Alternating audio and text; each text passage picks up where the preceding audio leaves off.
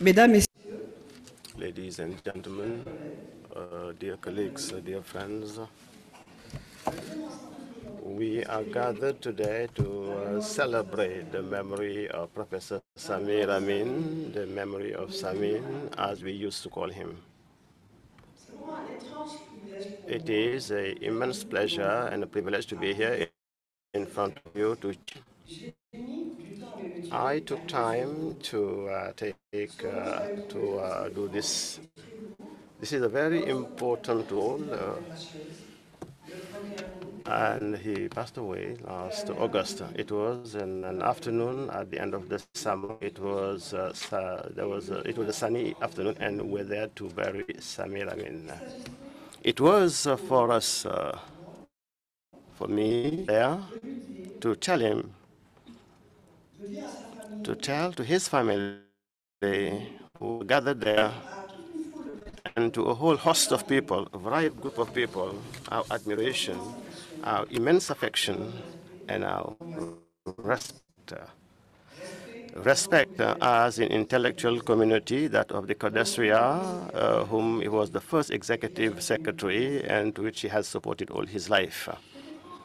It was strange because in all our events and many others, we used to see him sitting with us in the room, sitting just like all the other researchers, the teachers, the students who attended the assemblies in quest of knowledge. While we were celebrating her 70th birthday, during the General Assembly of Codestria, Samin was as modestly sitting as the others in the room. And last June, during the General Association of Caribbean Association that was held in Dakar for the first time under auspices of the Senegalese Association of Philosophers, Samir Amin was going to be celebrated with two other people, Felwine Sarr, the economist of the university, Gaston Berger, and Suleiman Bashir Diagne, whom we all know from Columbia University. Samir was still sitting with us. He was among the first to come in the room and among the first to leave the amphitheater where the events were taking place. And Samir continued, just as usual, to discuss, to exchange, and to listen and to laugh with people.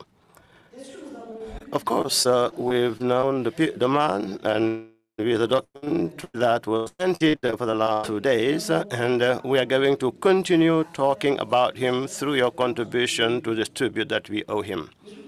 But I would like, on my own behalf, apart from his intellectual career and his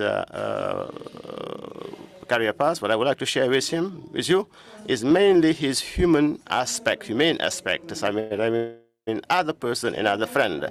Samir Amin was naturally a kind person. He was with a great humility. I don't know the adequate word, but he was a person. I have never been Samir Amin's student while he was teaching at the University of Dhaka. Of course, he was known in the intellectual community and in the intellectual elites of the 1960s, 70s. Samir was known, and all of us, we knew him, but I have never met him. I have to admit that the first time I met Samir in person, face-to-face, I invited him for dinner in my house. I was just married Pate Diagne, who used to invite his friends, and Samir was there as one of his friends. Pate and Samir knew each other in the Battle of Ideas in France, in Africa. What I can say about him is that Samir has convinced him, as a linguist of training, as a linguist by training, to support a thesis on the African integration, which was in his throes. And during the presentation of his thesis, Samir had invited Cardoso as a member of the jury. So that evening in my house, I was receiving the Professor Samir Amin. At the time, when you say the knew it was who had a lot of respect. So I was receiving Samir and his wife. At the end of the evening, Professor Anim became Samir, and of course, and Isabel as well. his relationship, his friendship relationship, his warmfulness, which Samir used to entertain with us, but also with the majority of the people sitting in this room and many other people who are not here, but who can testify of that. We have maintained through meetings, intellectual meetings, or around dinner, but the relationship have always been very warmful. It is through the conferences of Codesria that I really get more familiar with his reflections, his writings, and that I received to some extent, I became to some extent her student, to say. As the feminist researcher, talking about globalization, but also talking about the international vision of labor. Samir understand that what was the system, without saying that he was a feminist, but we understood the substance of what he was saying and what he was writing. And the few times that I organized the conferences where I needed his presence to discuss around issues relating to the Arab world in the relationship between Sub-Saharan Africa and the North Africa, Samir has never refused to come. He has always been there, and he was always ready to chair, to facilitate a session. He always took the time, of course. He always came on time, and he would fulfill his role adequately. So, he used to share his knowledge. He would never be absent because he always that I can never say thank you enough to this work. He had also took this liberty to say these words about Samir and to chair this session. And now I would like to give the floor to Tandika, who has been the student, the friend, the collaborator. Tandika has worked for a long time with Samir Amin. So he has been the executive secretary of Codesria, and we are going to ask him to pay the tribute, giving the floor to the other presenters. So you get the floor.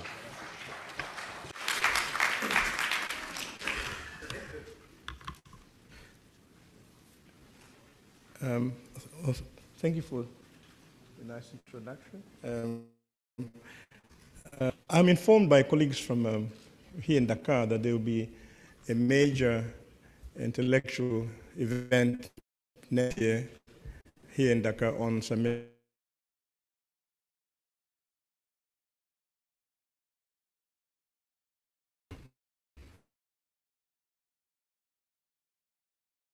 My own presentation here is not written, it's not, I didn't have time to write a paper, but simply Samir Amin that we all find or that we all are aware of, but also to honor, perhaps more than anything else, the first executive secretary of Codesria. And we'll come to other attributes of Samir Amin, but I thought I should start off with that. Samir Amin was a very interesting institution builder. He obviously very important in the creation of Codesria, but he was involved in the creation of ENDA. He was involved with AirWord, the creation of Association of African Women in Research and Development. He was also instrumental with third. So he was he created institutions. He didn't like institutions, but he managed often to find colleagues who would do that. Not that he didn't care about details of how things are run, but he himself did not like running that. Codesria, as you may know, has a strange history. It starts off as an idea in Bellagio, in Italy. There was a conference of institutions of development that existed in Africa, and most were held by former colonial officers. There were a few which were led by Africans. One was Niger, in Ibadan, and I think the IDS in Dar es Salaam At that time, was Daram Gai had assumed office, but most others were run by either by the English or the French. So they met in Bellagio, and which is Bellagio. Some of you may have been there. Is a center which is built on the endowment of the Rockefeller Foundation. It's a beautiful place for reflection. And for about 8 years in a row, CODESTRA had access to that center. But the idea then was to coordinate this institution of social or development studies. But the few Africans who were there thought it should go beyond that. And when they returned to the continent, they decided to hold a conference, which was supposed to, the name of the conference itself was the Conference of Directors of Economic and Social Research Institutions in Africa, CODESTRA. That became the acronym of that. And then they decided to have a second meeting was held in Nairobi. The initial point was that this was simply informal meetings that these directors would hold, and that the institution itself would move around from 6 months in one place and then move to another 6 months to another institution and so forth. It became quite clear early on that they couldn't do that, and that although they had planned on having it, the initial activity was actually documentation, sharing documents and research results. They found that if you did that, you needed some kind of permanent existence. And Samir Amin, who was director of EDEB, offered to host the institution for the first 6 months, and it stayed on until today. It's still in Dakar. But what they wanted to do, these directors, was to create an institution which would be autonomous and that which would be reflective of thinking by Africans on what are the major issues of the continent. But remember, the first grant, I didn't say that, so you cannot remember it. The first grant to CODESTRA came from the World Bank and also from the Rockefeller Foundation.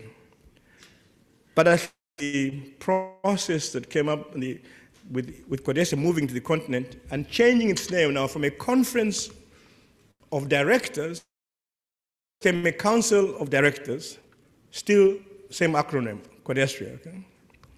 And they brought Professor Onitiri from Nigeria to EDEB to be the person who would be practically organizing the first activities of CODESTRA. And they then had looked for funding, because the initial funding, I think, immediately found out that this institution was a little bit complicated, that it was not something you deal with, and they sort of pulled out of it. But I think the more important thing about Samir Amin is that when he had this institution at EDEB, now EDEB was a United Nations organization. And what Samir Amin had done basically was illegal, if you like. You don't host UN agencies at the UN institution with a mandate from whoever is the boss of that particular thing. So that was a running battle between Samir Amin and actually Samir Amin's career at risk, because he had done something which he shouldn't be doing. And that Samir Amin was aware of the risk, took the risk anyway. It so happens that Samir Amin's interests in CODESTRA, besides his Pan-African agenda, had also a kind of an intellectual guerrilla warfare here. Being in the UN, being at EDEB, you cannot write about individual member state. So you need another amendment for an individual, and CODESTRA was perfect for that. So you had CODESTRA, you had perhaps discussing much larger Pan-African things, and CODESTRA allowing for country studies, if you like. And I also mean, it's interesting to find that these institutions in the South, like EDEB and the ECLAC in Latin America with Prebisch, had similar problems that you could not discuss member states. which probably explains why they both use center and periphery. That you could not, since you could not discuss individual member states, you ended up having categories that were state neutral. And Rhodesia, in a sense, allowed for this much larger, much more open debate about Africa. And I think, as I said, I think that this is one of the functions that Rhodesia played, at least in Samir Amin's thinking about strategies of research in Africa, and to circumvent some of the barriers that one faced in the country. So that is the very brief account of Amin as an institution builder. As I said, he didn't like administration much, and I think if you want to understand the Rhodesia as institutional grounding, you will have to look at a different person. You would have to look at, who is not here with us, who actually created the institution of what we call Rhodesia today, which includes Africa development, the national working groups, and so forth. And they were very close, Samir Amin and Bourgeois. And one of the first things Samir Bourgeois had to do when he took over Rhodesia was to pay, the UN charged Samir Amin $50,000 for illegally hosting this institution, and they came up with all kinds of rents to be paid by Rhodesia and telephone bills and overhead costs. Fortunately, Bourgeois negotiated with the IDRC some funding to clear up the debt, so we paid back $50,000 to the UN. But Samir Amin helped Rhodesia then to find a new home, and he was very close to Senghor, and Senghor provided space for the Senegalese government provided space for Rhodesia and gave Rhodesia an unusual status. Rhodesia enjoys full Vienna Convention diplomatic rights. It's the only institution that I know of in Dhaka, maybe since then, the only one which has full diplomatic immunity, which Senegalese government has respected all along. I mean, and one time we made a mistake, they almost punished us for that. It's basically the rules of the... but importantly, Samir Amin did help us find this how generous. I have a personal story to tell, and nobody has shaped my life as profoundly as in my professional life, as Samir Amin did. I first met Samir Amin after a lecture in Stockholm, at the Stockholm School of Economics. I had, in that 1976, I had published a rather lengthy review of his classic Accumulation on the World Scale, 10 pages review, which was published in the Journal of Contemporary Asia. I was critical of his, after the normal praise of the book, I was very critical, I was critical of his works. And I sent a copy to him, not knowing that he'd be coming to Stockholm. So after the meeting, I wanted to talk to him and introduce myself. He remembered my name. And he was very, very warm. And he was surrounded by everybody waiting to talk to him. And I stepped aside. He talked on, and we continued discussing. I invited him for dinner at our flat. And he was with his, so he said, yeah, you know. I was a student then, so they came for dinner, and I remember Isabel remarking that this is a very small flat. It was a very small flat. Embarrassed, so chided her for saying that this is a big flat. But anyway, we had over my review, and sort of where he thought I was wrong, and where he thought argument was very, very, very helpful comment on his book. I then asked him, I wrote a letter later on to say, I had a travel grant to go anywhere in Africa I wanted, but I didn't know where to go. So when I come to, can I stay with you for Egypt for 3 months? He said, yeah, you can come. And I spent 3 months in Egypt, went back to Stockholm, and I got a letter from him, letter on saying, he had a project on the future of Southern Africa. Do you want to come and coordinate that for 6 months? So I came here for 6 months, and as history would say, that 6 months ended up being 13 years in Dakar. Then after I left here, I went first to Denmark, and then I went. While I was in Denmark, I get a phone call from him on a Friday saying, you should apply for a job at Honorist in Geneva. I said, but the deadline is today. And so no, I'll write a letter of recommendation for you, and I'll get another one, somebody else to do it for another one for you. So he arranged these 2 letters of recommendation. They were sent, and they arrived on time. And I was given the job.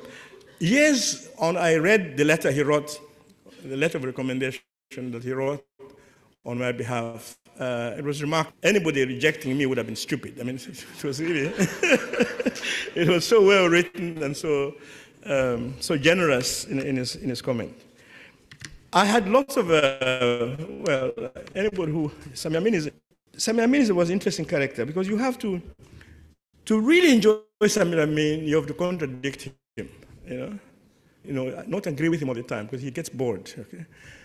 You have to really confront him and he will fight back. I mean, he's not gonna, but he will respect. If you simply agree with him, if you go to his office, for instance, and you simply agreed with what he says, you see him suddenly fidgeting with his pencil and his pen, which was a signal, please get out of my office.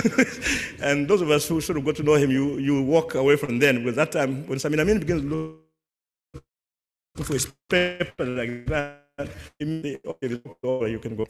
But anyway, and both those 2 positions of coming here to Dakar and going to Geneva had lots. I'm personally very grateful, to Samir Amin. Now, Samir Amin, intellectually, if I may be really presumptuous, to say something useful in, how many minutes do I have? That's the good thing of having a chair with only 2 eyes. That it's really presumptuous, and I think that we all understand that we cannot really discuss Samir Amin today in full. But I thought I should indicate my reading of Samir, which has been useful for my own academic work. I saw Samir Amin work as sort of 3. I can divide in 3 parts. Okay. One is Samir Amin, the global scholar, who towards the end of his life became Samir Amin. And Samir Amin himself used to joke about him belonging to what he is called the Gang of 4, which included Samir Amin, Giovanni Arrighi, André Gunda-Frank, and Emmanuel Wallerstein. They were sort of world,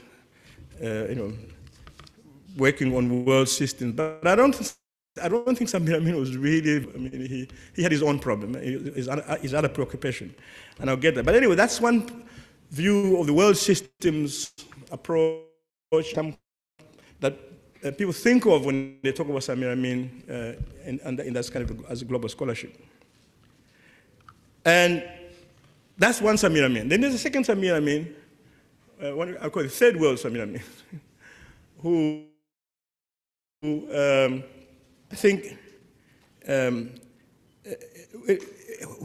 it taught us how to read texts from the North. Okay. The way people read Max Weber and all those the canons of the West. Samir Amin interrogates those canons other way around, from upside down. He takes Karl Marx's work, especially volume 3 of Karl Marx. I'm not going to tell you the chapter and the verse, but which gives an account of accumulation in the center economies. Okay? And he argues that in those center economies, there were there was the articulation between 2 key sectors, which is the capital goods sector and the sector that produces consumer goods. Okay? That the dynamics of these 2 sectors that drives center economies. Okay? And there are a lot of models by the famous Indian economist Mahalanobis, Dormer, showing how these dynamics of these 2 sectors lead not to instabilities, because it's very difficult to have balances and so on. You can go on. But Samir Amin reads it another way than by saying, okay, this is a discussion of a closed economy. Okay? But what happens if you open this economy up? Especially if this economy is an imperial economy. What are the outcomes of that to the third world? It produces economies which have a different dynamic. The dynamic is between what he called the luxury goods and the export sector. We export goods to bring back luxuries, and that was the colonial model. That, he says, is the outcome. The externalized model of the North produces a different order in the South, and therefore the South must be studied differently. I think that's a very important lesson, because normally we have a discussion of, of these so-called canons which discuss Europe, and we don't pay attention to what that discussion or how that reflection on Europe impacts on the thinking about Africa. Okay. So you read Hegel, but somewhere Hegel in passing says Africa has no history. And that is not just incidental, but it's a core argument to his having defined the dialectic of the spirit as a European, as applying to Western civilization. So it follows, if it is a Western civilization, the non-Western don't fit into his model. Therefore, they have no history. And I think Samir Amin's constant rereading of this text in light of what he thought would be the effects on the third world is very important. That's what I call the Samir Amin, I think, one major contribution.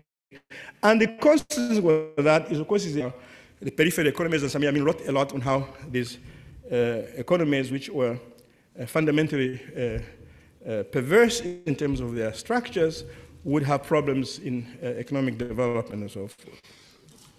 I have personally benefited a lot just from that understanding of what Samir Amin was talking about, and it had lots of policy implications, of course, which were sometimes captured by people like Roy Mamu, who want to change the policies in Tanzania so they can produce, change this model of luxuries and consumption goods and begin producing maybe basic goods within Tanzania and so forth. That is Samir Amin as, I feel like, as third world, looking at third world.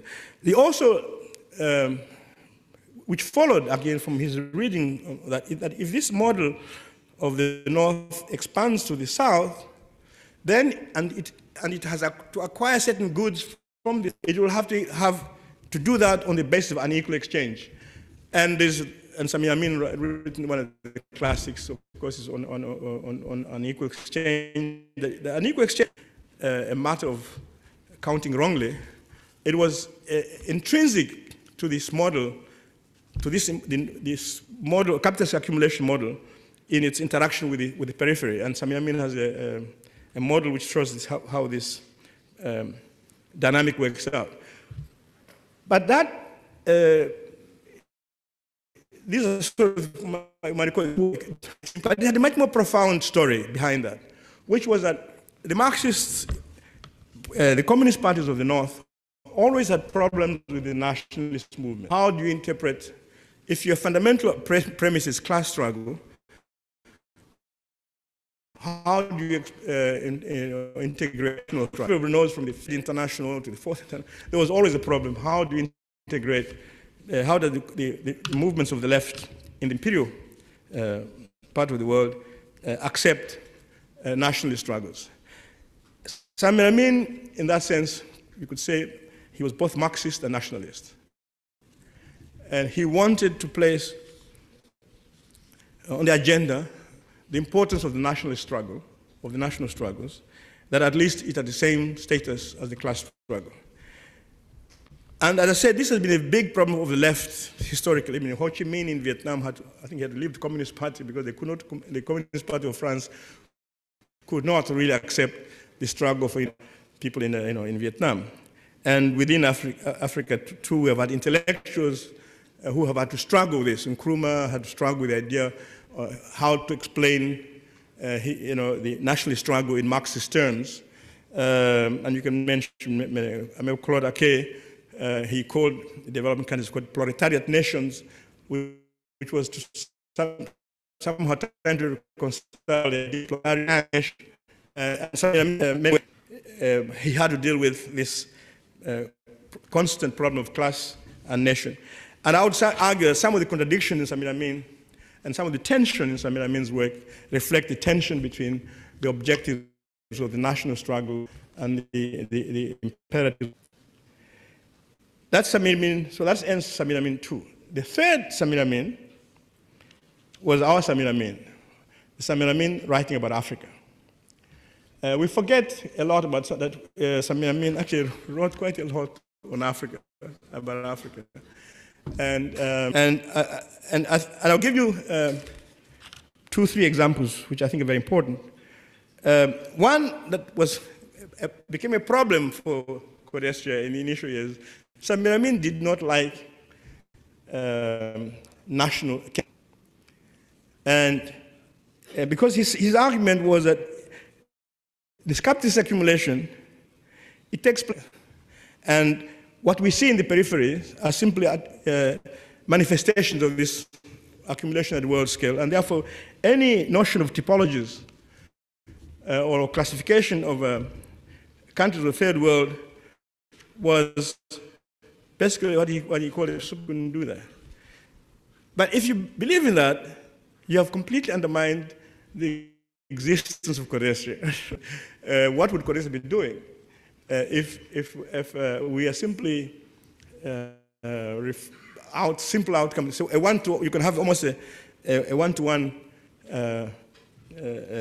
relationship between the global and what's happening at national level. There's probably no point in studying the national level. And I remember talking to Bourgeois was very concerned with that. What we do, I mean, if Samir Amin says we cannot, that national struggles. And he actually told me once, so what's the difference between Mali and Malawi, he said to me. C'est la même chose. Mali, Malawi. Persisted, and the idea of national working groups was set up. And so that's an example of Samir Amin did not like national groups. Another example of Samir group had to do with on changes in agriculture in Africa. So he assigned me to do a paper on Malawi, and Gaku, a paper on Mali, and there was a colleague, Hamid, on Sudan. There was one more person in Ghana. I think it was Ninsin or something. And we were to look at what's happening to capitalist development in African agriculture. All the 4 papers happening in Africa was, capitalism was expanding in African agriculture. And Samir Amin rejected our studies and said that it cannot happen. But no, he just said we must be wrong. And looking back, he was right, but for the wrong reason. We were right in saying that there were attempts in the 70s to expand capitalist farming. You had in Ghana the rice program, you had the big schemes in Nigeria, on this feed the nation. In Malawi, there was a kind of an agrarian capitalist class emerging and so forth. So it was happening. But he was right in saying that actually the global system would undermine those efforts, and it did. Most of these schemes collapsed with liberalization. As soon as you liberalize, the rice farm, the capitalists producing rice in Ghana collapsed because the rice came in was cheaper. So he was right in that sense, that the ultimate outcome would be negative, but we were right in saying that in fact something was happening in the process.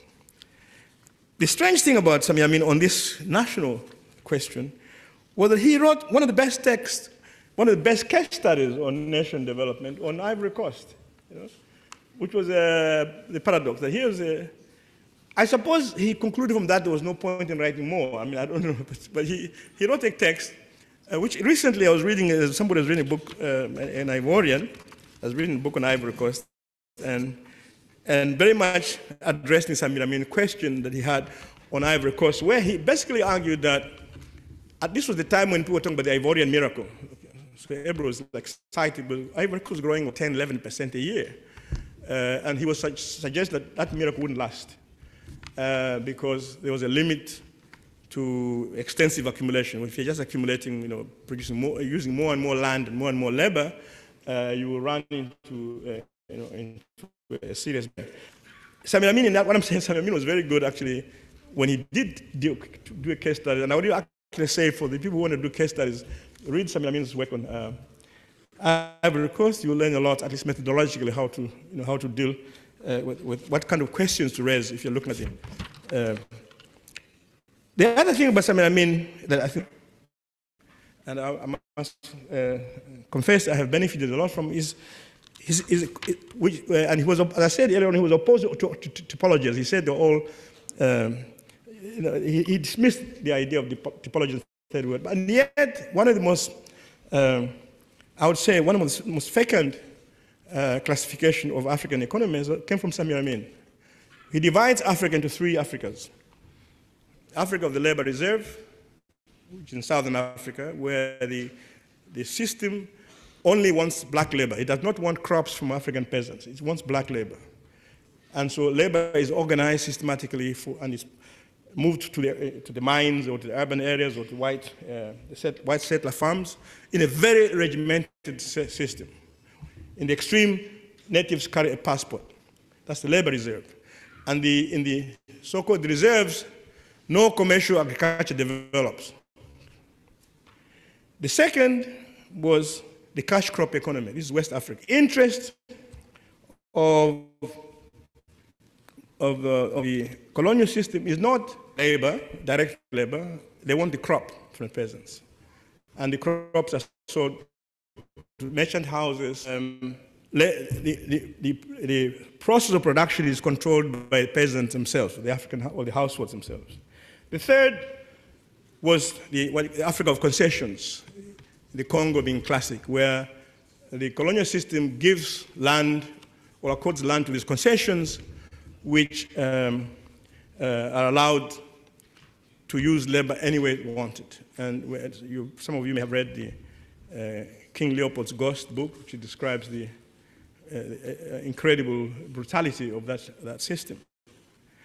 And some of you may also have seen the documentary on Lumumba on Independence Day of the Congo, when he had a speech, and Zongola will correct me on this, but he had a speech to be read, which was supposed, the usual speech, when you thank the colonial government is going away, we often say we're grateful and we'll continue collaboration. And the king from the Belgian hub and insults Congolese people. Lumumba, you see this documented Lumumba rewriting his speech, completely rewrites his speech, and makes what I believe is the best independent speech ever made on Africa. And he refers to this brutality of the Belgian system, the integration. The idea is these three Africas. I have found that classification extremely useful, and I can just give you 3 examples where I've used it. One, I tried to use it, but it didn't work out. Was that I thought by time Africa labor of the labor reserves. So when I first came to Senegal in '68, I could not believe that you can play drums in the streets of the city on Monday morning. Because in labor reserves, you don't do that. You are supposed, you only play on Sunday when the mining company are drums. And when HIV from Codesia to apply for funding to do research on HIV, I was convinced from the Samir Amin perspective that HIV/AIDS would hit Southern Africa more than Africa, because the labor reserve also involves the structure of family. You have young men living in the cities alone, in the township alone. You have the famous beer hall. We have 10 prostitutes in the beer hall for the thousands of young workers. And for those who have listened to Hugh Masekela's famous steamer, it is about the labor reserves. So I was sure it would hit. And I think, yes, the reason why Southern Africa was hit hard was not because of behavior of people in Southern Africa. It was because structurally, the trap where things like that would happen. The second concept I found very useful was looking at informal sector. I was doing a paper for the ILO once on informal sector. The ILO was worrying, why is there no informal sector in Zambia? Obviously, in a labor reserve economy, there are no outlets for informal labor. It was blocked. You could not just sit up and, you were supposed to be working for the cities. You cannot be self-employed in Southern Africa. And the one that exists, unlike one in West Africa, is mostly buying and selling. It's not very much production. The third case I found was that on taxation, that the labor reserve economies are high tax economies as opposed to cash crop. Anyway, this classification of Samir Amin, I think, is extremely powerful for classifying Africa.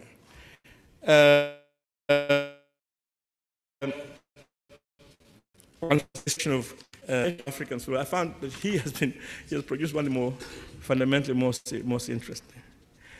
And so you have to reconcile this. Well, he had world-scale thinking, and then these typologies that he introduced, and his national study on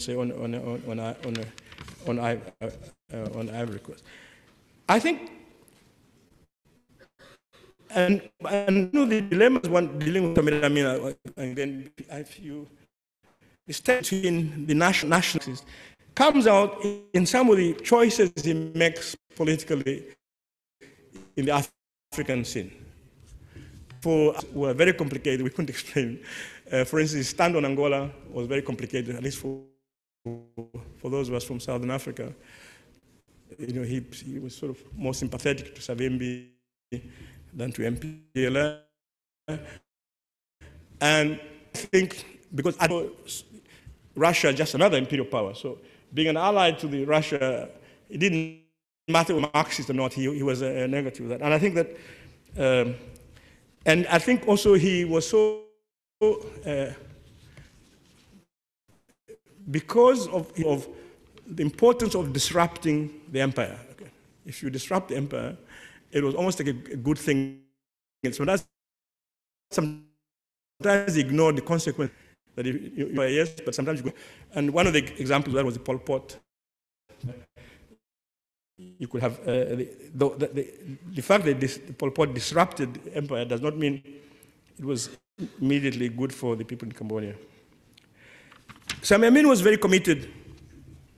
First of all, he was very committed to Third World Network, and it became stronger towards the end of his life to be very active in. He got very involved. I remember once in Brazil for Porto Alegre, the social movement, the Third Social Forum, World Social Forum. He was very excited about that. He actually began to see a social movement that somehow, for the first time, seemed to be responding to world-scale capitalist system. And he tried. I think I had never seen him so excited about social movements that are responding to something. Now, just to end on Samir Amin. Samir Amin had lots of problems, by the way, if you want to deal with Samir Amin. He was an Egyptian at heart. If you push Samir Amin, he was a Jew. And when he's in his good mood, he could keep you busy for hours telling you Egyptian jokes. I mean, he knew so many of them. And Egyptian history, jokes against the state have been part of the Egyptians' form of resistance for years. So they tell a lot of jokes about the state. He was also incredibly curious. He had an incredible curiosity about things African. Once with him in Abidjan, when he says to me, "Look, I'm going to Yamoussoukro tomorrow. Do you want to come?" I said, "Yeah, okay. I've never been there." So we drove to Yamoussoukro. I was not sure what he wanted to see there. Does he want to see the new capital? The new. So we got there. It turned out he wanted to see the cathedral. This immense cathedral. That also surprised me. Why would he the cathedral? When we got there, he was looking for one picture. There was what do you call these murals? What do you call these big glasses?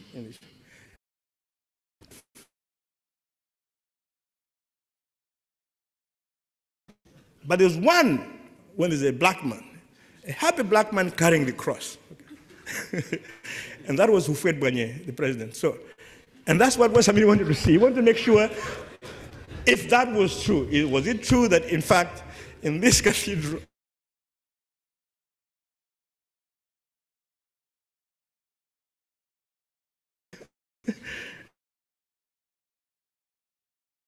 you know, on our way from a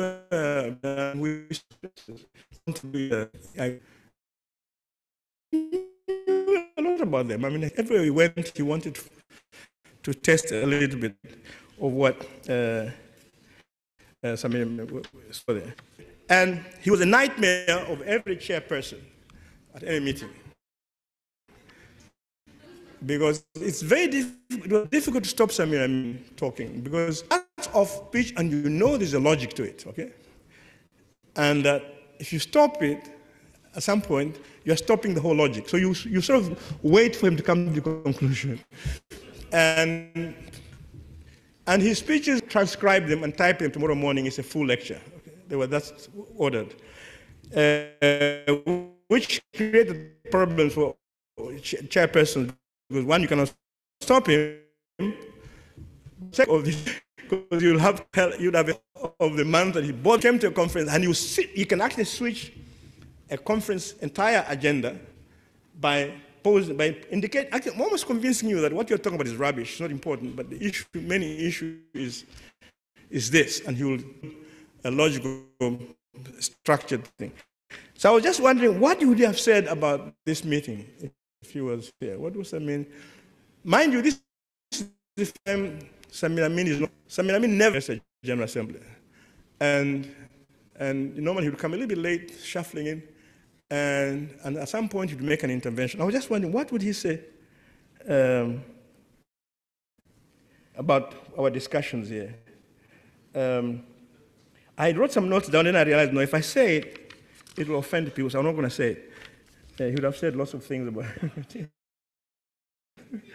But finally, Samir Amin was, for those who worked close to him, as I said, the best way to do Samir Amin was sometimes to contradict him just to his, because he always had a very interesting interpretation of things. I think, contrary to what people thought, Samir Amin liked a good fight intellectually. He was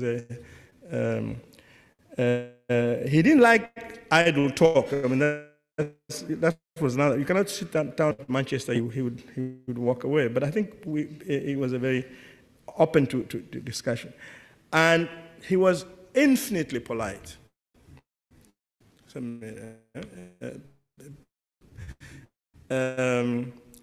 I have since been insulted in a meeting on the future of Africa, and he took it. I was waked up, but he would just say, normally that's his opinion. We cannot say true. That's your views. He was extremely polite, but he had problem concealing his impatience with mediocrity and idle talk. And finally, the worst thing you could be from Samir Amin, by the way, is not to be a good Marxist or not. The worst thing you would be if he thought you are an agent of imperialism.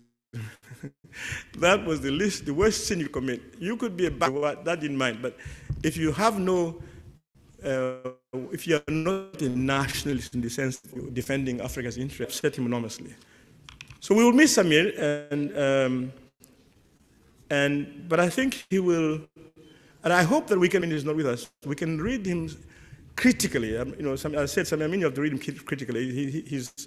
He's a mind at work, and there are many times he said, like any text, there are many problems with it. And I think we should, the world will read Samir Amin in the world scale. I think we should read our Samir Amin, and the things that Samir Amin said that were very interesting for Africa, and see whether we can build on that. Thank you for your patience.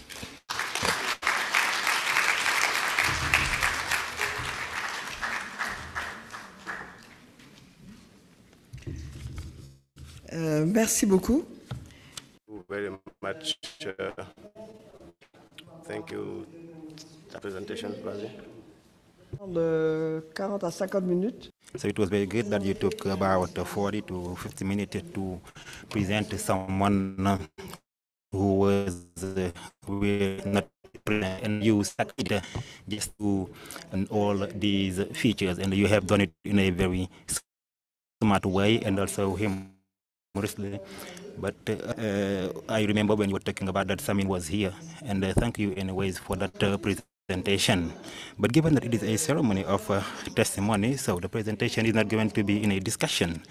Now I'm going to give the floor to the representative of the forum of the third word that Samir Amin created, Professor Mustafa Kassé, who is an economist. Mustafa Kassé, you have the floor. So now you're not going to have you're going to have a shorter time, because what we want is to give the maximum of people here in this room to have the possibility to pay tribute to Samir Amin. So we have some people that are here, and after that we're going to give the floor to everybody so that they can pay tribute. Thank you. Thank you very much. I will be very short for various reasons. The first one being that yesterday we had the whole day at PhD school in economics, a tribute to Samir Amin, which was not just a debate of his testimonies, but a debate on his works, on what he has done specifically. And during that, even days after his death, I had a small document, in theoretical document, for the tribute not to be just a tribute, but for us to tribute. It is a call for reflection on the to the current system. Set a number of pathways, set a number of solutions. So in the work that I presented yesterday to our students and to our teachers, I'm not going to do it today because it will be a bit long, all the more so as that we did it with a lot of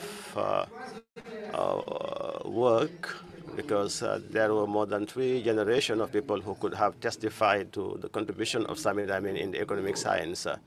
We, as teachers, the first generation, because I have known Samir Amin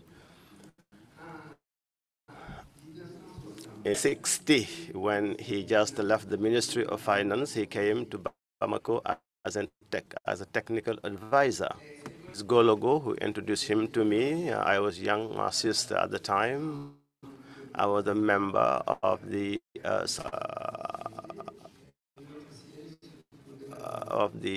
Marxist party, and Gologo told me that he will introduce me to someone, and I'm sure that you will be friends with him. And then we understood each other very well. Since then, we were friends through various activities that we carried out together. But I would simply about a few of them. After Bamako, he helped us. PAI was the African Independence Party. It was in Bamako, and there was a coup d'etat that was being prepared, and he informed Mahmoud Diop, and particularly the comrades who were working with him, Abdou Moumini and the others. So he told them that the political situation was not good at all, and that they should be very careful and take the adequate measures. And then after there was a coup d'etat, and the comrades had to leave Bamako to go to Algiers. In between, I myself went to Algiers, and I went to welcome them, and I accommodated them after getting in contact with the Algerian government. Since then, since that day, I would say, when I finished my undergraduate studies, I came back to Senegal. I was obliged to do so, and I found back Samir in Senegal. He was back in Senegal. That was 1969. When we met again, he told me that the best thing that we can do together for the new African elite is indeed to start reading Marx. Just to say, we should find all the books of Karl Marx, and for us to start reading Marx's books, all of his books at the time. The social libraries, you have the Moscow editions and so on. There were some books that were in English, and the books, we have a whole set of literature on Marx. We used to meet in his house every day, and he would discuss with us about everything. And there was among us one of our colleagues who was a brilliant intellectual. Maybe Mrs. Jane may remember, Sambanjai, his name was. He was a very brilliant student and academic. He was living with Samir in his house, and we used to meet there with many other comrades. There were some of his assistants who were there. And the most interesting thing is that once everybody went to holiday, we said all the members of the all the furniture of the house was sold. So I went and I said that, Samir, there is a specific problem. The house has been emptied. He said, we have been victim of a robbery. He said, no. So come and see. When we could arrive in the house, there was not just one single bench or a seat. In fact, everything was sold. All the furniture was sold, as you may know. So he went to Kaolack. When he came back from Kaolack, so he said that, well, you're not serious. And I said, why do you say that? You go on a holiday with your pocket full of money and you leave me, so what do you want me to do? So you don't want me to die of hunger. So this is the thing I had. So the answer was this. We were wrong. We should not leave him here alone without any money. And I still have this answer in my mind. I should not have left him there alone without money because he was not working. Stories like that, anecdotes like that, I can tell you more and more. When we started the degree in economics, I was the first one to enroll there for somebody who had already got a master's degree. We used to call a bachelor's degree in economics. And we had among our lecturers at the university, as this exists in economic science, different schools of thought, and that were completely contradicting themselves or fighting each other. So we had what he called, what Samir called the Tewunda economics, that is to say the practitioners or those who are doing the theory of the neoclassic model, to which he was against. There was another school of thought. There was another lady who had written a very important thesis in the Soviet Union, Mrs. Anson Hare. And he also had several, that was the teachers that we had at the university. So there were 4 students at the time, only 4 or 5 students we were of us. The 5th one resigned and didn't, so we were just 4 students in the school of, the 3 went to Amin's scholars. So Samir was very would interest everybody, and people were asking, why do students go to Samir Amin's school, and what are the other students who would go there? But who would go? We have a section for quantitative techniques. We have another units of theoral liberal. Theory, etc., etc. But unfortunately, there was no student for those schools, for those departments. And then, since then, we worked together, and every day, and one day, if I was to tell you the experience that we had together, or what we did together, I would not finish. So that was the time also when he had already started writing, and he wrote a certain number of books related to Africa. If I take the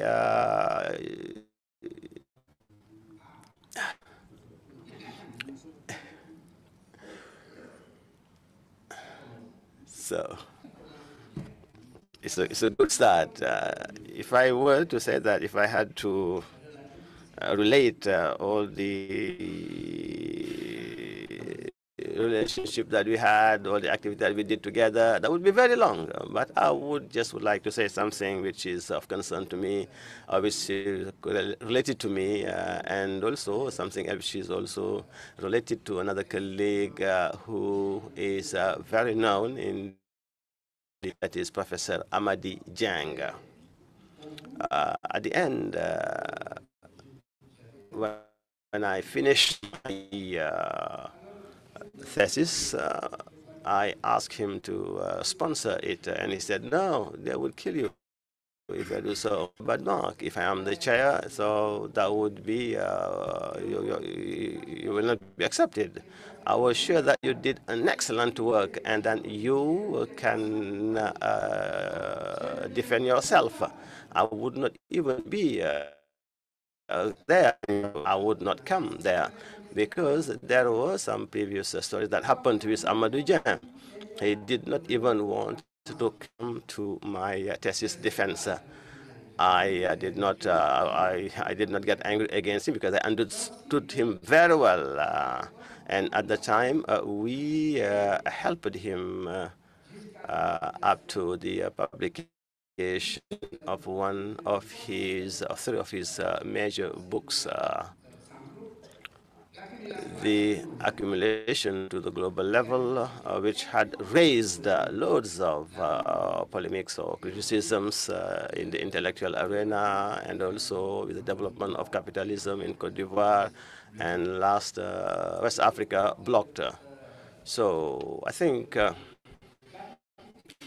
I still have in my memory that Samir had a very brilliant university career of writer, and also with a variety of activities that he undertook as an advisor of the government, as an advisor of organizations, and with the permanent concern of saying that find alternatives in order to get our countries from the misery and poverty. That was his major concern. And I think that we are not going to stop this work, his work, to just paying a tribute to him. That means that we need to go forward as we tried to do yesterday. We are going to go continue his work. It is not saying that Samir did loads of things, but we need to open up the black box that he had worked on during his life, and each of us in his specialty, in order to see what are the alternatives he proposed, what are the convergence points, and also we are, as researchers, we can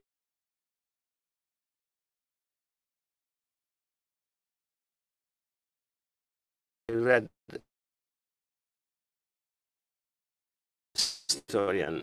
He is not your student. He was a third or three degree student.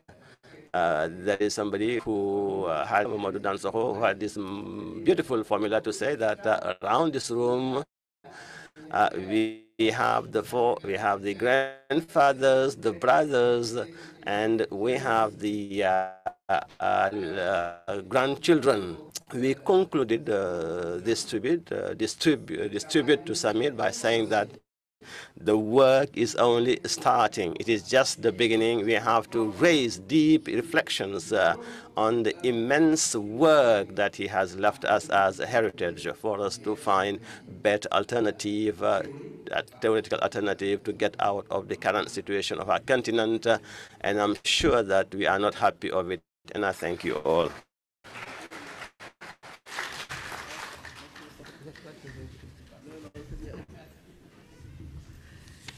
Merci beaucoup, Mustafa.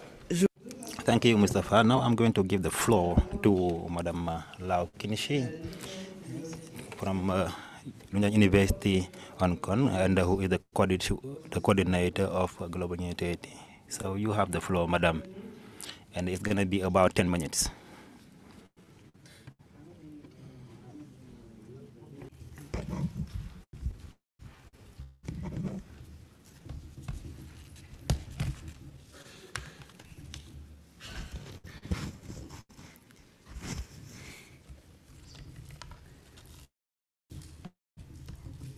Dear friends, I'm very honored to be attending this General Assembly of Codesria.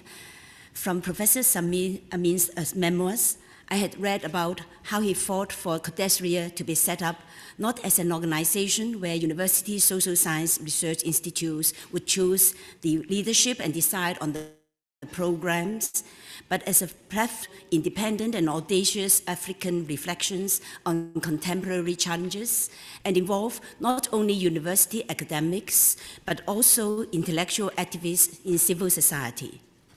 I could not help smiling when I read how he changed the full name of Codesria from Conference of Directors of Institutes of Research in Africa to Council for the Development of Social Science Research in Africa, thus giving the space for necessary and fruitful interactions among intellectuals for meeting the challenges of our times. That was Samir, insistent on his vision and at the same time had the competence to strategize, make things work, democracies and obstacles. I'm very honored to be here at the 25th anniversary of Codesria and to meet some of the best activist intellectuals in Africa. Mr. Mahmoud Mamdani, along with the late Pro, were mentioned when Samir recalled the inauguration of Codesria in 1973 and the initial years when he was the first executive secretary. He referred to them as young scholars making important contributions. Indeed, Professor Mamdani at that time was young. He was not even 30 years old. And it is a pleasure to meet the young Professor Mamdani in person today. This morning, Mr. Wole Soyinka stressed the key word dignity. Yesterday, I chatted with Professor on memories of pride. The pride is, I believe, the most important weapon we have in countering imperialist aggression and Eurocentric hegemony. In my years of relating to Samir, I always appreciated his pride in being Egyptian, in being African. This constituted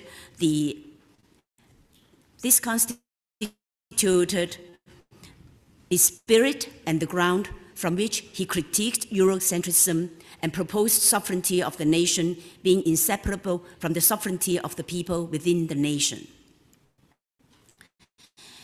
It was in the year 2000 came to be acquainted. We were both invited to a conference organized by Ubuntu in Barcelona, which was a network of networks.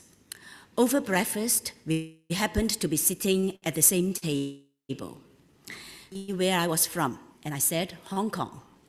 His eyes glistened, and he enthusiastically told me, you must link up with one excellent group in Hong Kong, and that has done marvelous intellectual work with many good intellectuals. I listened in earnest. He said, the name of the group is Asian Regional Exchange for New Alternatives. And I told him, I am the co-chair of Arena. And he burst out laughing, gave me a big hug, and that instant sealed our friendship and our sustained effort to work together in the World Forum for Alternatives, the Global University for Sustainability, and other global projects. In Samir's company, we listened to why of the world's crisis and the challenges for movements feel grim or pessimistic. Samir's optimism was contagious. He would present his analysis in a persuasive manner, pointing to possibilities of hope. Now and again, he would crack a joke. Samir would start in a very serious tone, as if he were to give a lecture. Then he would himself be so amused and laughing heartily before his listeners joined in the jesting.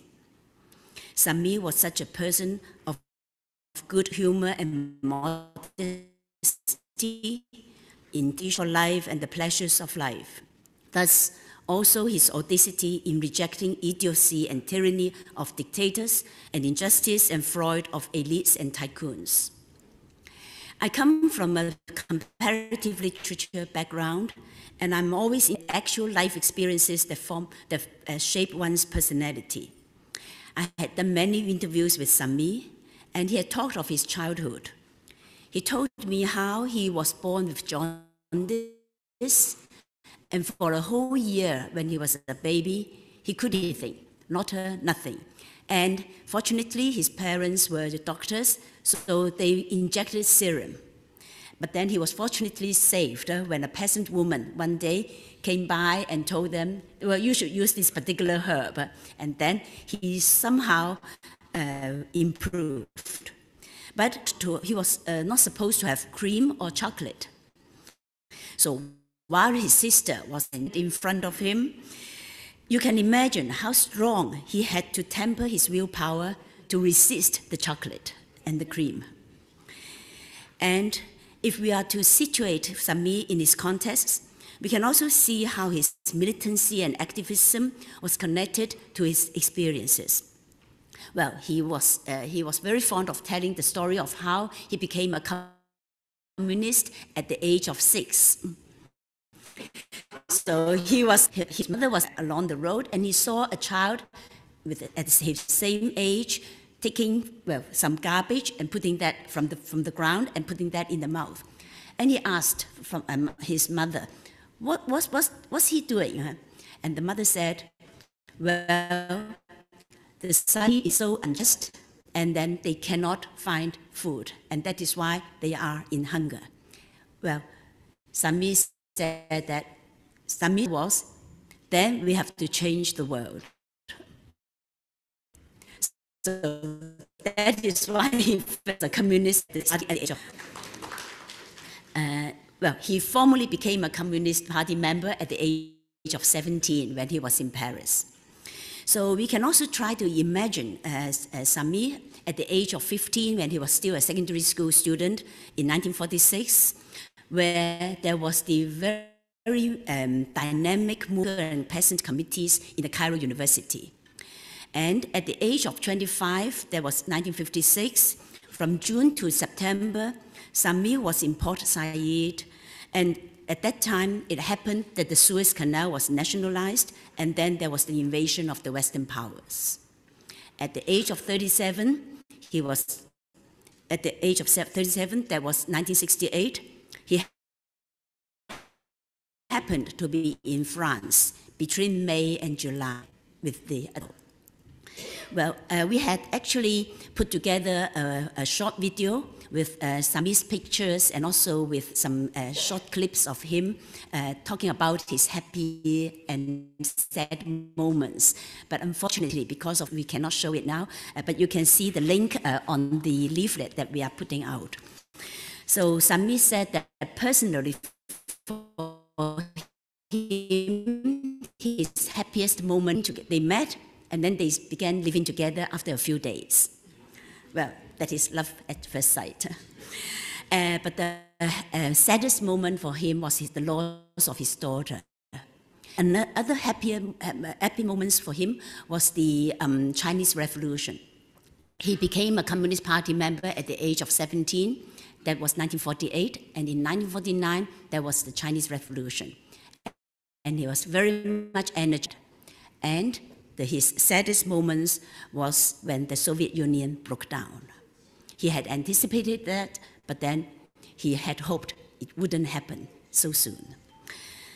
Well, Samir is a beautiful example of how we allow ourselves to be open and responsive to the challenges of the times and to appreciate the strength and the energy of the people, of the oppressed.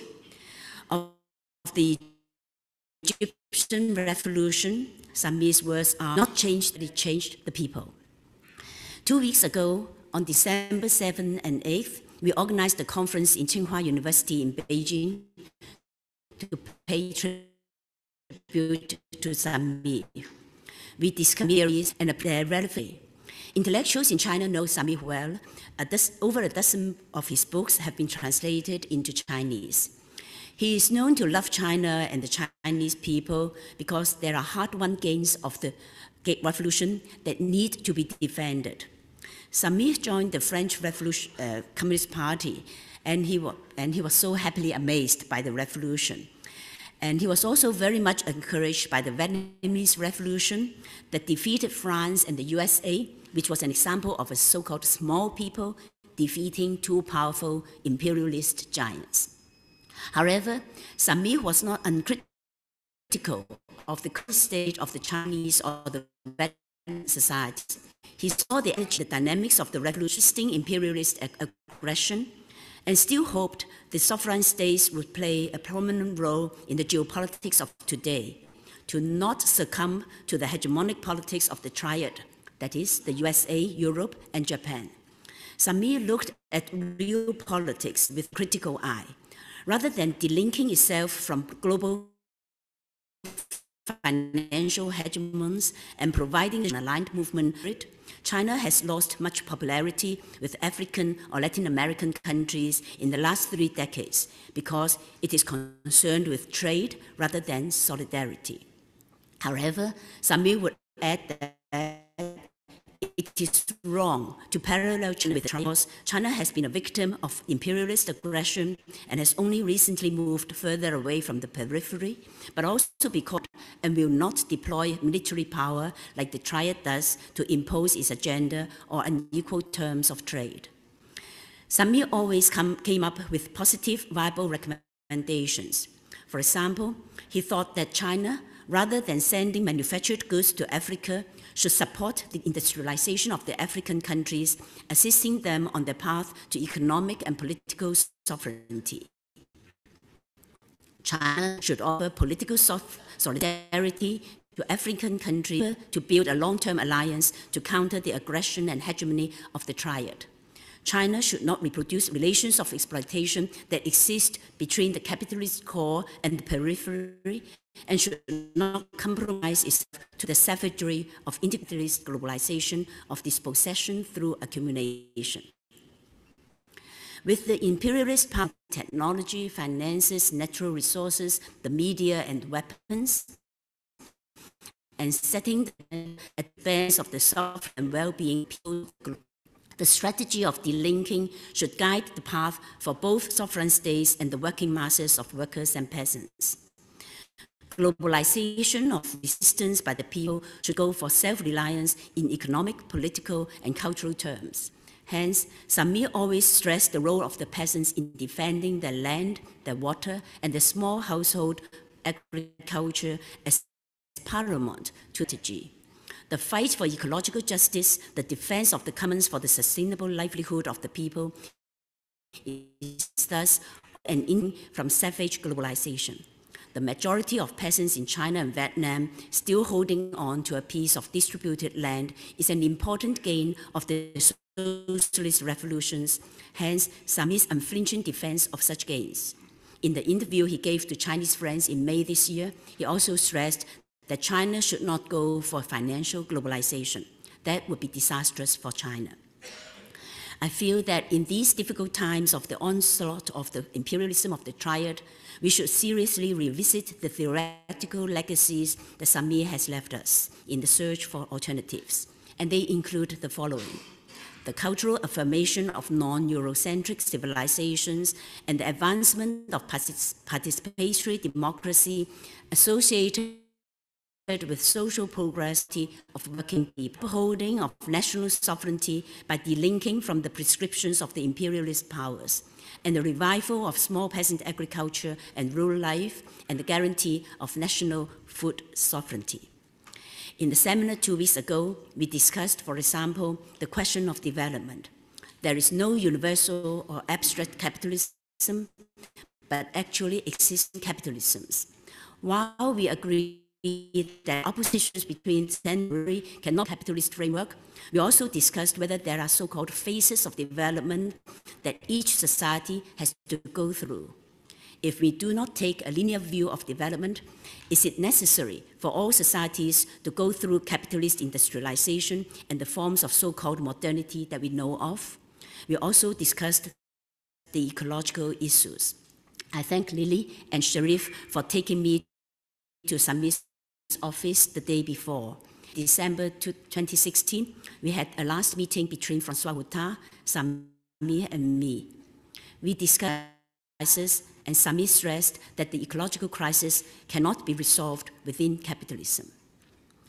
Samir was a communist with a vision and commitment for communism tenderly nurtured in his heart, his thought, and his deeds. At different points of his life, Samir had affiliated with various political parties, the Communist Party or Communist and Socialist parties in Egypt. I find Samir not the least orthodox or dogmatic on the question of political parties. He had faith in the idea and not necessarily in the institution. He felt that one can at the same time be member of several political parties. Why not? Then would come his lovely grin. He kept his friendship with many veteran communists, even though he did not agree with some of their positions. He was not only a great theorist and an activist, organizer, for he saw organizing as a crucial means to defend and further gains of social movement solutions. Not only did he play a founding role in Codesria, he also initiated the Third World Forum, the World Forum for Alternatives, and Global University for Sustainability. He had always stressed that what unites us is more unites us. He worked for popular movements, trade unions, peasant movements, activist intellectuals, and he would not exclude the involvement of political parties or progressive governments. In 2010, we started the idea of the Global University for Sustainability, and it was intended as a platform for dynamic exchange of alternatives in theory, and Samir was one of the core founding members, and we have altogether over 200 founding members from all continents. Books by Samir, including a collection of his writings to be published very soon by the Monthly Review Press, will be uploaded for free downloads on the Global U website. Emmanuel Wallerstein said of Samir, "I remained always his comrade in there is only one struggle. We must transform the world." And indeed, as Samir once said, the future is still open. It is.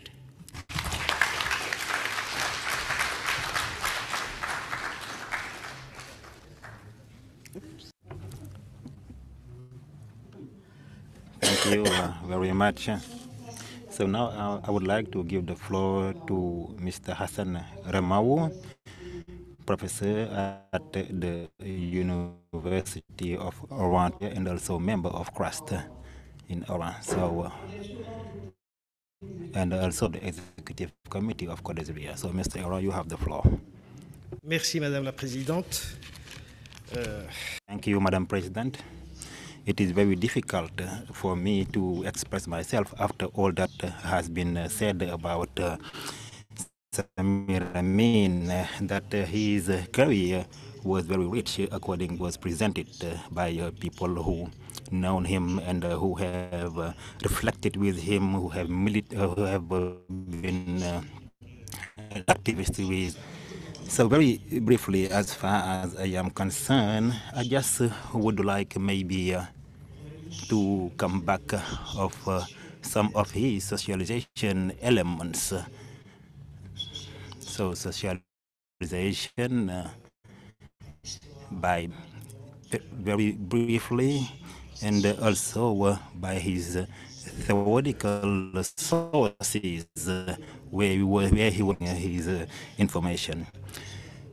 So don't forget that, as we said, he was someone who was from Egypt, and who up to when he was 18 years old in Port Said, he was living in Egypt before he went to has participated to the fight, to the political movements against the British presence, and as you have known, in 40 defense of Egypt in front of Israel, and he also was part of that event in Suez, and also the conference of Bondon, and also the Chinese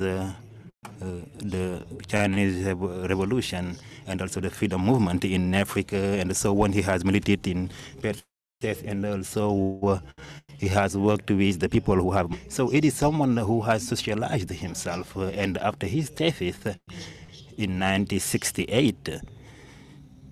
So he was there when we had the events of May 68. And so he came back by then in Egypt. So he went there, and after he had to run away because he had to himself from those repressive Egypt in 59 after the repression, and then he was back in Paris, and we see him that he was between France and Mali, because in Mali there was some good perspectives, and apart from there he was very attentive to all that was happening in the third world. So there are some strong historic moments that have marked his work, that have marked his life, and we should not forget that. We have deeply on those aspects which are really important. The second one that I would is maybe his theoretical contribution by drawing his information from Karl Marx, because it is from Karl Marx that he has forged much of his thoughts by being attentive to most of the human productions also, and as he even puts it.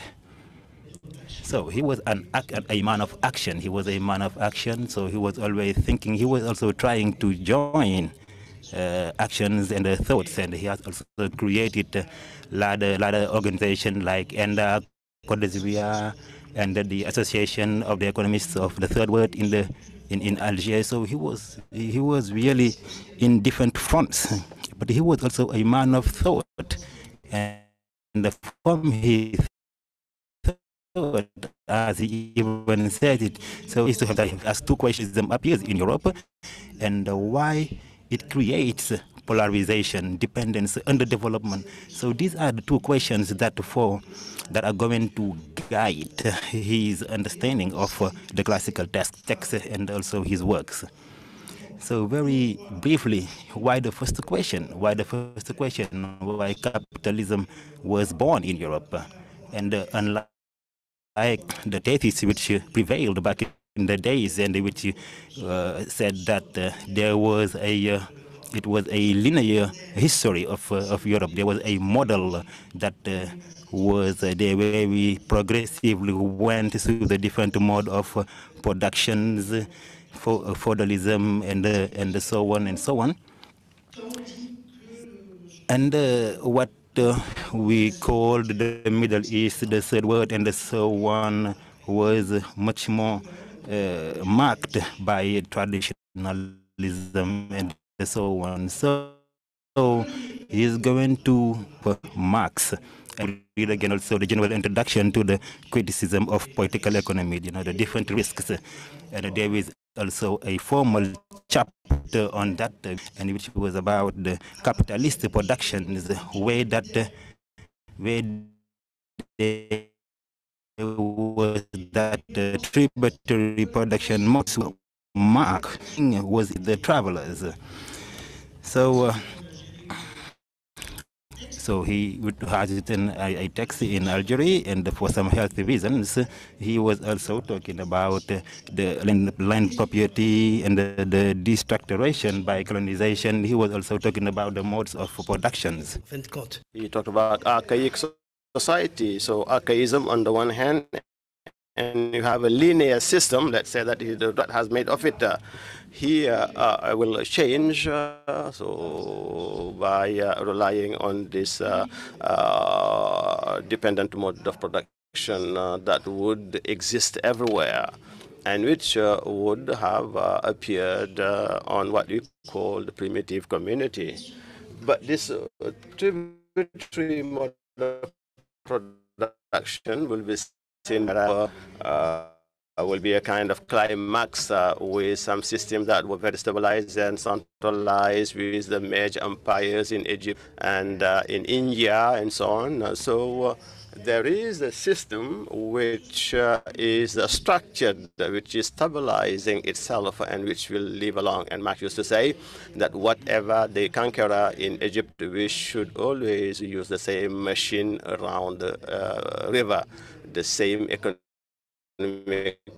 type to control the society, which if you go to Europe, you will have some water points and you will have some feudal system that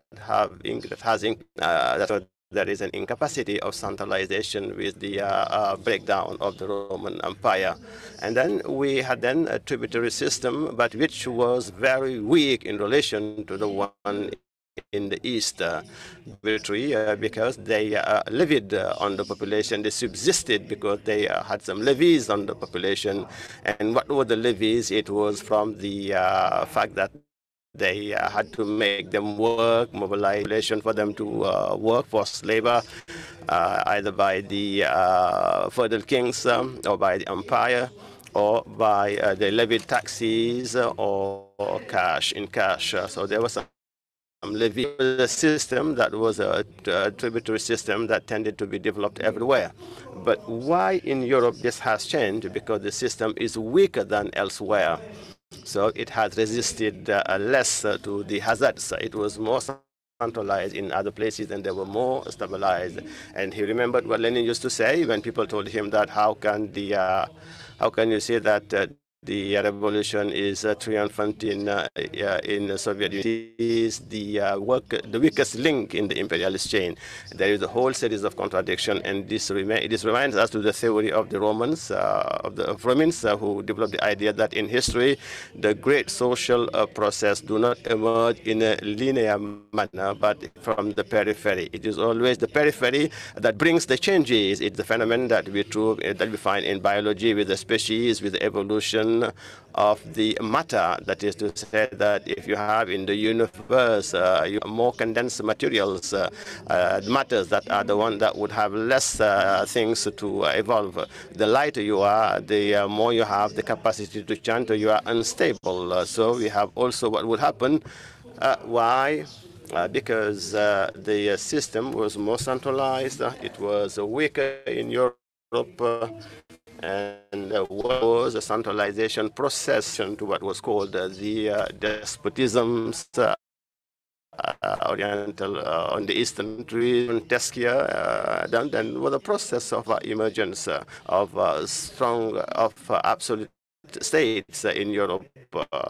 Absolutism. Norbert Elias also refers to that, and we have a description. There is a kind of centralization that will happen in Europe, but it will also happen because the central power needed to rely on other social classes against other kings, and will rely on the emerging bourgeoisie, which with the deployment of trade relationship. So we have this. It is not because it is a linearity, it is not because of archaism that the Eastern world was delayed, but it was for many other reasons that we try to develop in the theory with this notion of tributary modes of production. The second aspect, why polarization. Why do we have the polarization? Why is there this a kind of underdevelopment production? How was underdevelopment existed?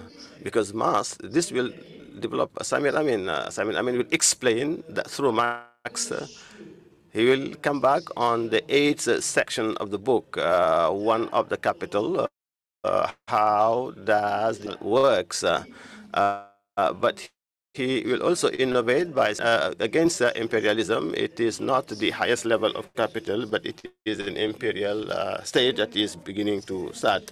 This primitive accumulation will continue. It is always present, and it can be expressed. It expresses itself. It expresses itself through the unequal exchanges, unequal trade exchange.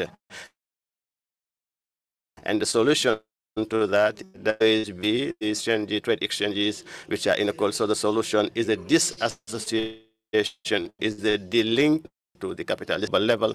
That's the solution. Of course, as we link the idea and the action, this is in line with what you might call, if it is utopia. So it is a positive utopia, which is bearing of promise. It is not morbidic. Utopia in a sense of the end of the ideas. It is something quite different. So in addition to that also, it has the capacity of maintaining this link, this contradictory link, which has been said by Gramsci as how to join pessimism of the reason and the optimism of action. He opens up perspectives to actions. So very quickly to conclude, I'm sorry, words. Can you imagine somehow, since we talked about lately of Aristotle, we talked about ethics, so we were not talking about, I think we are coming back to politics and economics. Look at his theory of slavery, how it was deployed at the time. You know, there was a metaphysical policy, there was some cosmogonical it's a kind of very different theory. There was also some, it cannot make do with slaves, because to work we need that live some instruments that are not alive. So we cannot work always with them. So we will need slave, and we will never make do without a slave. We will never be able to live without slave. So we have an existence which is quite very limited. A few decades. History is a very accumulation process. It's just like the capital. And Marx was saying somehow that that men do their own history, but they do it in a condition that they have inherited from the, and he talked about the relationship between capital to the dead work and to the living work.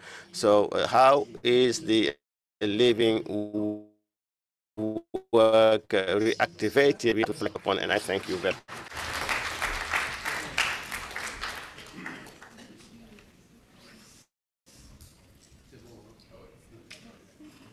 Merci beaucoup. Thank you very much. Now I'm going to give the floor to Madam Limba Yumbi, who is going to speak on behalf of the family of Samir Amin. So.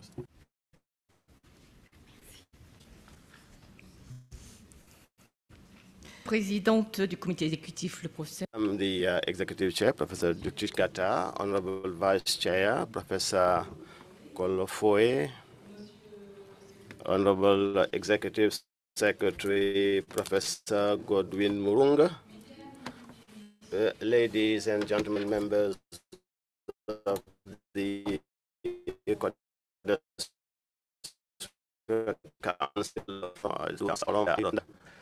ladies and gentlemen, members of the great Pan-African community, Mrs. Isabel Amin, apologies, and she her apologies not to be able to attend to this tribute to late Samir Amin. I've been working with Samir Amin since 1985, and our relationship are older. Isabel has taught me how to read and to talk in elementary school. Samir was a friend of my father who was a member of RDA, with late Dr. Dudu Gay and later Dr. Ofed Boigny. President Ofed Boigny. Samir was an intellectual. He was a Pan-Africanist, the father of the anti-global capitalism. Samir was humble. He was simple and generous. He used to be next to him during his last days of life. I lost a father, a confidant, somebody who was an advisor to me. I miss him a lot. May his soul rest in perfect peace. I thank you all.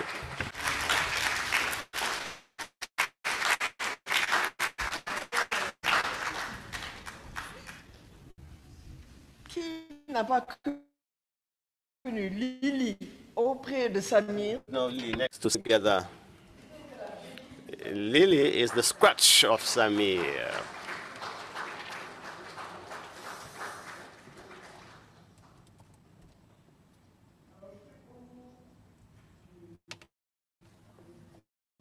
On behalf of Quadesria, we would like you to give this to Isabella and to his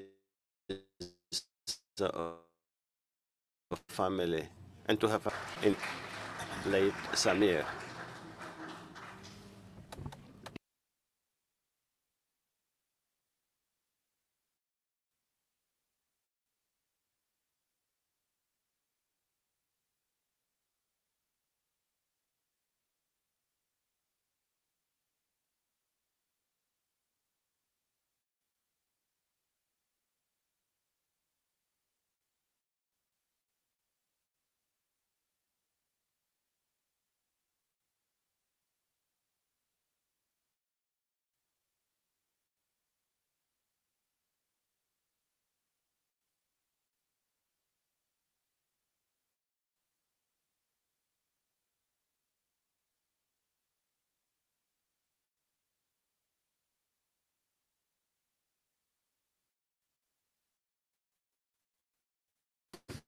So you're go.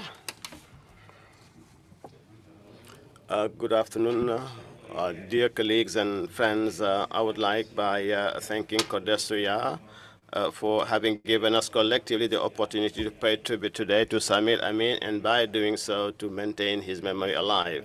I also would like to thank the Third World Forum represented by his President Sheriff Salif C. and Demba Musa Dembele, faithful companions of Samir Amin, the ones being political economics. I would not forget the great fighter who was very efficient and who has lost Samir Amin Lili Bayumi. I will focus on two issues. Who is Samir, and what are the lessons I can draw from his teaching? Who is Samir Amin? Born in 1931, Samir is one of the 1,000 tribute to the epistemological break with regard to the Eurocentric discourse, which had marked the social and human sciences. His death on the 12th of August was an enormous loss for his family, friends, followers throughout the world. As an intellectual, a Marxist intellectual, a militant who has a very, he was very committed. He was humble, he was helpful and very generous. It was an opportunity and a privilege to have worked with him. He was somebody who signed his mails with the word brotherly. For me, Samir was a source of inspiration. He was also the intellectual whose work has marked me with his audacity, his originality, his relevance, and his extremely topicality. Despite his heavy schedule and the difference of age, he has always taken the time to read and to comment my work with an unusual generosity for people of his kind. What is fascinating among Samir Amin, it is his unsubordination. And subordination in double, first of all, because thinking goes beyond the existing academic partitioning, beyond the economy. Samir has mobilized in his research knowledge that comes from in fields such as history, politics, philosophy, anthropology, and you name it. We have also to say that Samir Amin has the rebellious Marxist world, and we do not insist often. His point of view has been that to be Marx is to go from Marx and not to stop at Marx. The problem with Samir Amin, with number of Marxists in the Western world, is that they have not tried to go beyond Marx, or they have not been able to understand the analytic implication of the imperialist nature of the historical capitalists. This cannot be a surprise, but some Western Marxists think that the progressive stance that brings benefits to the capitalist development in the third world. Apart from the orthodox perspective, which see development as being a linear process, which is marked by some steps, Samir Amin has fought intellectually against the Eurocentrism Marxism through its various thinkers. Samir Amin is one of the systemic thinkers. He is one of the rare intellectuals who was capable of proposing great summaries in terms of theory that goes from a minutious analysis of the historical facts that are based on the coherent reasoning from end to end, and which help to understand on a new vision the world in which we are living, and which contribute to maintaining their relevance with the time. His scientific work is done opposed to those of the theory of the economic standard, which do not take into account their model, and not to forget the new phenomenon that can reject them, and not to examine their analytical implication. In fact, for the standard economy, normal science consists in implementing what the Jamaican philosopher Charles Mills called the ignorance of epistemology. Samir Amin was not just a theoretician and an observer of the decolonization process in Africa and elsewhere. He was also fighting with the progressist movement in Africa for the independence that were newly acquired should not take off independence. At the time where the African well-trained was a very extremely rare, Samir Amin was the only one to advise the progressist leaders and to fight on scientific and political terms the colonial ideas of the intellectual who were serving the French colonies. Something that is known, Samir Amin was one of the first criticism of the CFA franc, this colonial currency, which is still circulating in 14 African countries, including Senegal. The monetary Pan-African alternative which she proposed in the Senegal and Cote d'Ivoire has not taken any wrinkle because for its relevant economic and political relevance. Since the mid-70s, the head office of the BCAO and the central bank have been displaced to Dakar and Yaoundé respectively. The staff has been Africanized, and the African countries are no longer obliged to put the integrity of their reserve to the French treasury, but half of it. This modest concession from the colonial and monetary system have not been possible without the activism and intellectual like Samir Amin has managed to radicalize some heads of state such as Amin Jory. Ironically enough, the testimonies among the most important ones with regard to the integrity and his importance were provided by the archives of the French diplomacy. The French service secrets saw him as a subversive intellectual whose actions and movement had to be followed. When he was in a position in Dakar, Amin was saying that the culture of the groundnuts, the growing groundnuts, has no future for Senegal because it will increase poverty, and that we need a self-centered development. His thesis and his political militancy was not of the liking of the French authorities. In a note of the 20th of October 1971, destined to the Ministry of Foreign Affairs and entitled Works, Notes on the Political and activity on Samir Amin, the minister of the French Minister of Interior was complaining about the material and moral support that in May '68 with regard to the hostility that the had towards Samir Amin. Was right by qualifying him in the book that he devoted to him as being an organic intellectual at the service of the emancipation of the South. What are the lessons that we can learn from his teaching? Based my humble point of view, the second half of the 20th century has given birth to two major scientific results, and which are also that freed the third word. The first one is the race as a biological category is not valid in the scientific point of view. The demonstration has been proven by the genetics, which exists in the human space. The second is the economy, the capitalist, global capitalist system. The demonstration has been made by the South thinkers, some of which generally are neo-Marxists. Samir Amin, with his book, The Accumulation at Global Level, is part of the very first who have shown this important discovery, where genetics shows that, in fact, there is only one economy, that is to say, the capitalist accumulation works at global level, and therefore the third world countries are subject to the lotion of the capitalist system. Two scientific results have got important analytic implication that have led to the devastation of the Western-centric establishment. When we see that on one hand we have the economy, the Senegalese economy, American, but just there is another one single global economy composed of centers and periphery, and on the other we have the biological reality that we only have the coexistence of development and subdevelopment, and by racialist explanation. And we can say that the contribution of Samir Amin has been to provide an alternative approach to the economy of the capitalism. From his first publication, Samir Amin defended the thesis that capitalism should be seen as a global system that have specific historical properties. One of them relates to the new relationship that it introduces between economics on the one hand, the politics and the ideology on the other hand.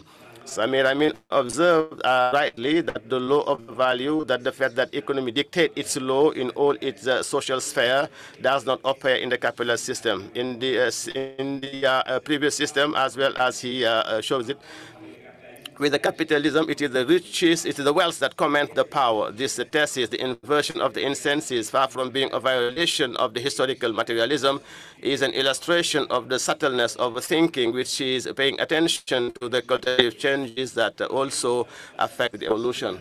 By insisting on the law of the value, Samir help us to see, just like Marx, that capitalism goes with the form of alienation, the commodity alienation, which is different from the previous forms of alienation, which are religious type.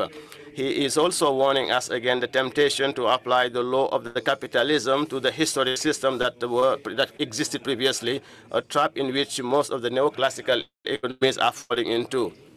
In the last book of Thomas Piketty, which is talking about the capitalism, we find graph that explain the evolution of the return of capital at the global scale. One of the major characteristics of the system that existed before, and to which Samir Amin has given the name of a tributary production mode, is that it is by nature a polarizing mode. In other words, it is a system which, far from being homogeneous under the law of the value, it creates amplified economic opportunities between the centers and the periphery. It is imperialism, as Samir Amin said, is in contradiction with Lenin. It is not the highest stage of capitalism. Imperialism is in the DNA of capitalism. In addition, its deployment form have evolved historically speaking. We have from imperialism in the plural, we have gone to a collective imperialism made by the USA, Europe, and Japan. By insisting on the specificities of the imperialism, of the modern contemporary imperialism, Samir Amin has distantiated itself from the postmodern theorism. In the framework of his conceptualism of historic capitalism, Samir Amin could not but attack the Eurocentrism as an important aspect of the dominant ideology. Eurocentrism has, in fact, the function of hiding the real nature of the capitalist system through the imperialist foundation and the form of alienation that it produces, and to deform the history through its genesis via its insistence on the European exceptionalism, and to hide the polarizing character. Samir Amin has shown its limitation. If Samir Amin has offered one of the most important criticism of the scientific capitalism formula that I would follow from James Ferguson, He has also showed what are the alternative ways that can lead the ratchet of the earth toward an authentic human civilization that capitalism cannot refuse. On this level, we have come to the reflection of Amin around the de-linking concept. It does not mean a kind of self-sufficient withdrawal, but rather a strategic inversion. Talk about the delinking in image, in pictures, we can say, Samir used to say that it is not for the Democratic Republic of Congo to adjust itself to the needs of the USA, but to the USA to adjust themselves to the needs, priority needs of DRC. In this regard, delinking referred to the alternative globalization. The linking program goes from the observation that there has been no catching up, no economic catching up within the capitalist system, and that globalization works on two dimensions: the capital flow on the one hand and the goods and services on the other, and that's relate to the movement of the labor. If the countries of the periphery, about 80% of the global population, want to catch up by imitation of the people in the center, they will need to have 6 or 5 new Americas in order to reduce their structural labor surpluses. We should understand that the development of Europe was facilitated by a massive migration because of its labor surplus. Delinking with the countries of the periphery requires to get out from the illusion of catching up because of the, as Amin said, if we realize that the virtue of the law of the global value, that production of the Occidental model is impossible. And we know that Amin is teaching us that the delinking strategy, which existed in the past, are not valid today. We have to take care of the transformation of the capitalist system. In the past, industrialization could be an acceptable indicator of economic development. Nowadays, it is not certainly the case because some countries have become developed without being at the periphery. The countries, the fight, the challenge today for the countries in the periphery consists, as Amin used to say, to put an end to the 5 monopolies which are exercised by the triad. This is the monopoly of the destruction of the it is about the monopoly of the arms of massive destruction, the monopoly of technology, the control of the financial flow, the monopoly of access to natural resources on the planet, and